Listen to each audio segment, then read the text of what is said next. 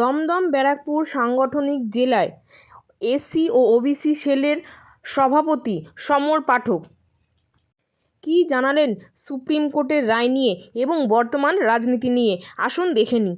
এবং উপস্থিত ছিলেন উত্তর পানিহাটির সভাপতি ইন্দ্রজিৎ রায়। মমতা বন্দ্যোপাধ্যায়ের সংগ্রামী জীবনটাই আপনারা দেখবেন।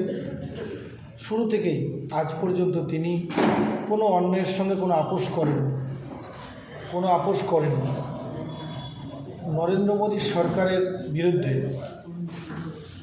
যখন নোটবন্দি হয়েছে তখনও মমতা বন্দ্যোপাধ্যায় আন্দোলন করেছে।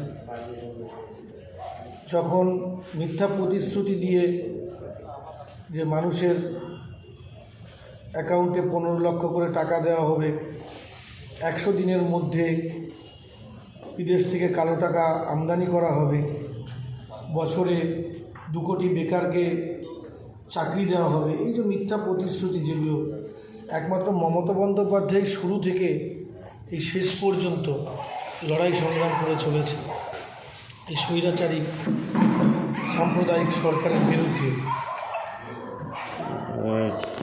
যেভাবে কতটা ফলপ্রসূ এবং কতটা বলে মনে করছে মমতা বন্দ্যোপাধ্যায় আসনে বসেছেন মুখ্যমন্ত্রীর আসনে, সেই দিন থেকেই তিনি বাংলার পিছিয়ে পড়া প্রান্তিক মানুষের সুখে দুঃখের চিন্তাভাবনা করে একের পর এক প্রকল্প ঘোষণা করেছেন। এবং আমরা সকলেই জানি যে মমতা বন্দ্যোপাধ্যায় বাংলার মানুষকে কখনো বঞ্চিত করবেন না এবং বাংলার মা বোনেদের মুখে হাসি ফোটানোর জন্য, বাংলার ছাত্রছাত্রীদের মুখে হাসি ফোটানোর জন্য, বাংলার নাবালিকা মেয়েদের যাতে বিয়ে না হয়ে যায় তার হাসি ফোটানোর জন্য, বা দরিদ্র সীমার নিচে যারা বসবাস করে তাদের বাবা মায়ের অন্তিম কাজ করবার জন্য যাতে কোনো রকম ব্যাঘাত না ঘটে ভেবে দেখুন মমতা বন্দ্যোপাধ্যায় শুরু থেকে শেষ পর্যন্তই প্রতিটা প্রকল্প আজও বাস্তবায়িত। অতএব আমরা নিজেরাই জানি যে মমতা বন্দ্যোপাধ্যায় এমন একটি প্রকল্প কিছু করবেন বাজেটের মধ্যে, যেখানে বিজেপি সরকারের যে সমস্ত দালালরা পশ্চিমবাংলার বুকে পশ্চিমবাংলার মানুষের সঙ্গে বিশ্বাসঘাতকতা করছে তাদের এখন আর কোনো কিছু বলার নেই মুখে। লক্ষ্মী ভাণ্ডার নিয়ে যেভাবে বিরোধী দলনেতা বলছে যদি 2026-এ বিজেপি ক্ষমতা আসে তাহলে 3000 টাকা করে আপনার বাড়িয়ে দেওয়া হবে, কী বলবেন? এরা তো প্রথম বিজেপির কিছু সাংসদ বা এমএলএ তো বলেছে যে লক্ষ্মীর ভাণ্ডার যে মা বোনেরা নিতে যাবে বা আনতে যাবে তাদের ঘরে আটকে রাখবেন, এই ধরনের কুরুচিকর মন্তব্য করেছে। এখন দেখছে মা বোনেদের হাতে পয়সা আসা মানে সেই পরিবারটাই মানে একটা হাসি থাকে পরিবারের মুখে। ছোট ছেলে মেয়েদের বাবা মায়েরা হয়তো অন্যত্র কাজে গেছে, ছেলে মেয়েরা কোনো বায়না করছে মায়ের কাছে, কিন্তু দেখা যাচ্ছে যে সেই টাকাটাই দিয়েই মা কিন্তু তার ছেলে মেয়ের সেই দাবি দাবাগুলো পূরণ করে থাকে। বা এই যে 1500 টাকা দেওয়া বা এই যে 1700 টাকা দেওয়া, আমার মনে হয় সাধারণ ঘরের কোনো পরিবারের যারা খেটে খাওয়া মানুষ, শ্রমিক মানুষ, যারা রাজমিস্ত্রি কাজ করে, কাঠমিস্ত্রি কাজ করে, যারা রিক্সা চালায়, লেবার শ্রেণীর মানুষ যারা আছে, তারা কিন্তু পরিবারের মা বোনেদের কাছে মানে তাদের যে পরিবারে তাদের যদি 200 টাকা চায় তাদের কিন্তু দিতে অনেক কষ্ট হয়।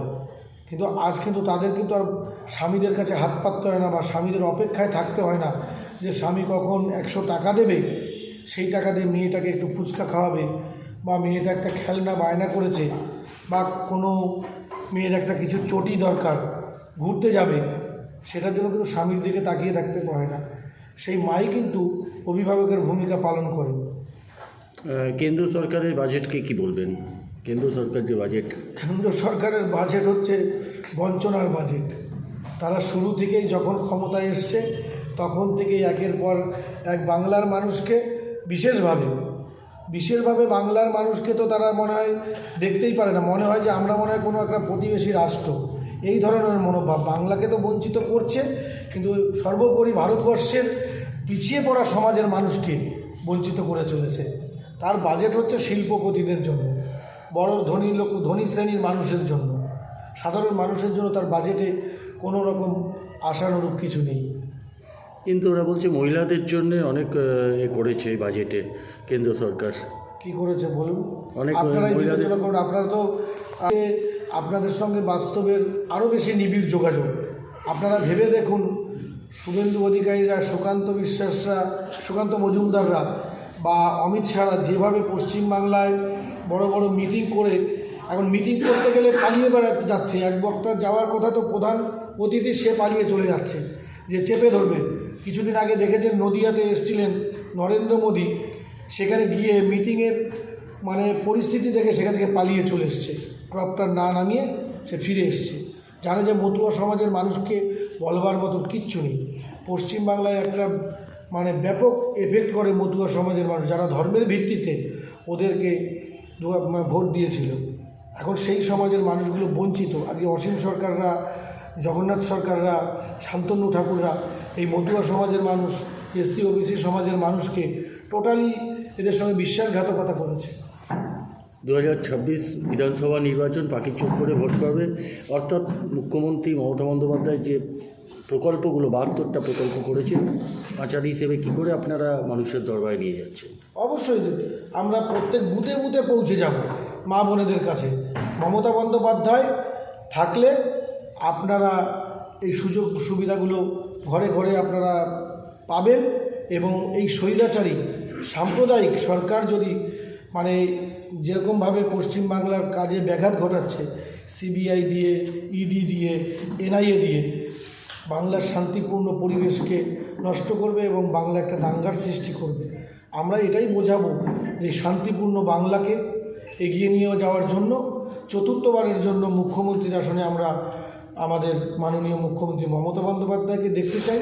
মমতা বন্দ্যোপাধ্যায় যেরকম আপনাদের দিকে সজাগ দৃষ্টিতে দেখছে, অতএব আপনারা অন্তত বোতামটা টিপে মমতা বন্দ্যোপাধ্যায়কে সমর্থন করে আপনাদের প্রতিদান স্বরূপ চতুর্থবারের জন্য মুখ্যমন্ত্রী বানাবেন। আচ্ছা, কি মনে করছেন 2026-এ এই ফেব্রুয়ারি মাসের মধ্যে ভোট ঘোষণা না করলে রাষ্ট্রপতি শাসন দিয়ে ভোট হবে, তাহলে এসআইআর পক্ষে কার পক্ষে এবং কার বিপক্ষে যাবে বলে মনে করছেন? এসআইআর করে ওরা এখন নিজেরাই বিপাকে আছে বাংলার বুকে। একটা জিনিস বুঝতে হবে, অবিভক্ত ভারতবর্ষের নাগরিক কিন্তু এই মতুয়া সমাজের মানুষ বা এই নমশূদ্র সমাজের মানুষ, যারা কিন্তু অবিভক্ত ভারতবর্ষের স্বাধীনতা সংগ্রামে তাদের পূর্বপুরুষরা লড়াই করেছে। আজকে তারা যে কোনো কারণে, তখন সেই সময় কিন্তু যখন ভারতবর্ষ স্বাধীন হয়, সর্দার বল্লভভাই প্যাটেল, জাতির জনক মহাত্মা গান্ধী এবং ভারতবর্ষের প্রধানমন্ত্রী জওহরলাল নেহরু বেতারের মাধ্যমে কিন্তু একটা বার্তা দিয়েছিলেন। সেগুলো আপনাদের অবশ্যই জানা উচিত যে আজ যারা তার কাটার ওপারে রয়ে গেল, আগামী দিনে যদি তারা এই দেশে আসে, তারা এই দেশের নাগরিকত্ব পাবে, তাদের জন্য কর্মসংস্থান করতে হবে, তাদের জন্য বসবাস করবার সুযোগ সুবিধা করে দিতে হবে। এটা কিন্তু সেই সমস্ত রাষ্ট্রনায়কদের কথা। আজ এই স্বৈরাচারী দাঙ্গাবাজ এই সাম্প্রদায়িক শক্তি ভারতবর্ষের সংবিধানকে সংশোধনের নাম করে ভারতবর্ষের সংবিধানকে বিকৃত করে ও টোটাল ভারতবর্ষটাকে তছনছ করে দেওয়ার পরিকল্পনা নিয়েছে। 2010-এ যখন ভোটে জিতে মুখ্যমন্ত্রী হয়েছিলেন তখন এক অগ্নিকন্যা ছিলেন এবং বাংলার বাঘিনী ছিলেন। এবারও দেখা গেল দিল্লিতে সেই অগ্নিকন্যার আজও তিনি সেই ভূমিকা আছেন। বাংলার মানুষের জন্য উনি এখনও বাঘিনী, এখনও অগ্নিকন্যা।